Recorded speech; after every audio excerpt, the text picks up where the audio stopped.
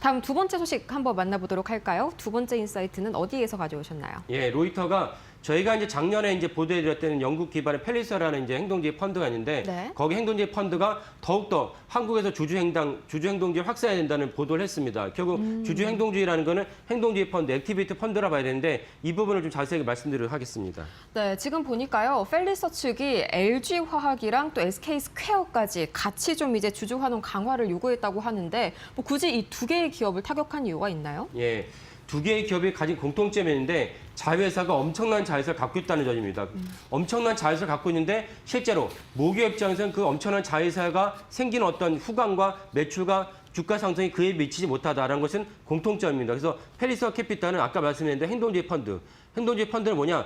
저가에 사서 이 저가에 생긴 그 문제점을 갖다 개선을 요구하고 그래서 시장에 대해서 주가가 원상태로 복원이 되면 차익실을 원하는 것입니다. 이렇게 본다면 아니 그러면 저가에 살리지 않을 펀드가 어디냐 다 볼 수가 있습니다. 그래서 똑같은 맥락을 볼 수 있지만 가장 큰 차이점이 무엇이냐면 언론도 지속적으로 등장하면서 문제를 갖다 지속적으로 제기하고 또 다른 것은 주주총회 등장을 하고 또 내가 주주로서 이사로도 내가 참여하고 싶다라는 것을 능동적으로 행동한다는 것이 행동주의 펀드의 가장 큰 차이점을 하겠습니다. 그래서 그 펠리서 캐피탈은 SK스퀘어에 대해서 요구를 하고 있는데 SK스퀘어가 우리가 사실 주목할 점이 많다라고 볼 수 있겠습니다. 네, 뭐 지주사들이 얼마나 좀 할인율이 크길래 이런 주장을 하는 건지 뭐 단순 계산을 제가 한번 해봤습니다. 계산을 해보면요, 이 SK하이닉스 시총이 750조 원이니까요, SK스퀘어의 시총이 140조 원인 게 어느 정도 이 계산이 맞는 거거든요. 실제로는 한참 미달인가요? 예. 왜 그 계산이 맞다고 볼 수 있냐면은 SK스퀘어가 갖고 있는 SK하이닉스의 지분율이 20%입니다. 그러니까 물론 다른 회사도 있어요. 다른 회사도 있지만 SK하이닉스만 따져도 20%니까 그러면 아까 말씀드린 어제 종가 기준으로 SK하이닉스의 시총 750조. 그러면 20% 갖고 있으니까 SK스퀘어는 최소한 무엇이 되느냐? 140조의 시총을 갖고 있어야 되는데 어제 종가 기준으로 SK스퀘어의 시총이 83조에 불과합니다.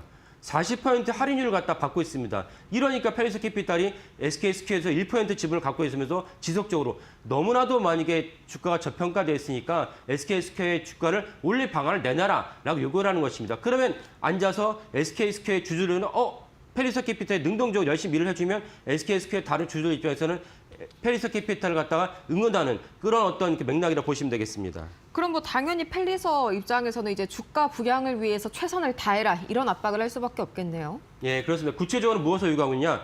자사주를 SK스퀘어가 자사주를 매입해서 주가를 올려라라고 요구를 하고 있고 그다음에 이제 펠리서 캐피탈 능동적으로 SK스퀘어 등기이사가 되고 싶다. 등기사가 되면 보다 많은 것을 들여다볼 수 있고 보다 많은 안건을 처리할 수 있습니다. 이런 점에서 사실은 펠리서 캐피탈이 SK스퀘어 요구를 하고 있는데 참고로 이제 제가 좀 이따 한 번 더 자세히 말씀드리겠지만 SK하이닉스의 주가가 많이 올랐다고 하지만 여전히 저평가되어 있다는 부분 중 하나 무엇이냐? 지배구조가 후진적입니다. 이런 점을 사실은 이제 개선하면 SK스퀘어가 또 올라가면 펠리서 캐피탈 요구가 반영된다 볼 수 있습니다. 이런 점을 사실은 펠리서 캐피탈이 말로만 아니라 현실화하기 위해서 등기사로 내가 이제 하고 싶다라고 요구하고 있습니다. 야, 1% 갖고 어떻게 등기사를 하겠냐 라고 말할 수 있지만 상법이 개정이 되면서 실질적으로 예전보다는 해당 요구가 실현될 가능성이 높다고 볼 수 있겠습니다. 이런 것을 보고 펠리서 캐피탈이 SK스퀘어 지분을 야금야금 모으다가 1% 넘게 갖고 있다라고 보시면 되겠습니다. 네, 전혀 무시할 수가 없는 요구인 것 같습니다. 그 외에도 또 추가적으로 개선 사항들을 몇 가지 더 얘기를 했다면서요. 어떤 게 있을까요? 네. 그 후진적 지배구조를 개선해야 되는데 후진적 지배구조를 한다면 이 문제는 SK하이닉스에도 있습니다. 예를 들면은 아까 말씀드린 SK하이닉스가 1년 동안 여러 안건을 갖다가 이사들이 등기이사가 투표를 했는데 등기이사는 사내이사 사회에서 합쳐서 10명입니다. 근데 단 한 건에 반대가 없었습니다. 무려 45건의 안건을 갖다가 채택을 해서 찬반을 물어야 되는데 단 한 건도 반대가 없었던 10명 이사 중에 단 한 명도. 이것이 과연 올바르게 이사들이 투표를 하고 이사들이 안건을 갖다가 힘층 있게 연구를 했는지가 의문입니다. 이런 점에서 SK하이닉스가 개선한다면 더욱더 주가 올라갈 것이고 SK스퀘어도 같이 주가 올라갈 것이라 볼 수 있습니다. 또 다른 문제가 무엇이냐? 작년에 최태원 회장이 SK하이닉스 받은 그 급여가 47억 5천만 원입니다. 그러면 최태원 회장보다 더 많은 일을 하고 더 전문성 있다고 여겨지는 광노정 대표는 얼마냐? 이거보다 적게 받았습니다. 더 큰 문제가 무엇이냐?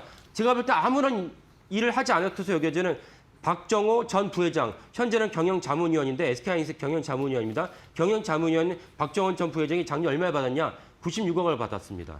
시트원보다 더 많이 받았어요. 이런 후진적인 그 지배구조를 개선하지 않으면 ADR을 상장하기 어렵습니다. 이런 것들 갖다가 페리서캐피탈이 모기업으로서 SK하이닉스에 대한 문제점을 지적을 하고 계속해서 언론에다가 공표를 한다면 SK하이닉스가 개선이 되고 개선이 된다면 SK스퀘어 주가도 더 올라갈 것이다. 지분율, 할인율이 40%의 할인율을 축소시킨다면 페리서캐피탈을 비롯한 SK스퀘어 주주들도 더 이제 기쁨을 누리고 수익률 갖다가 올릴 수 있다라고 여겨지겠습니다.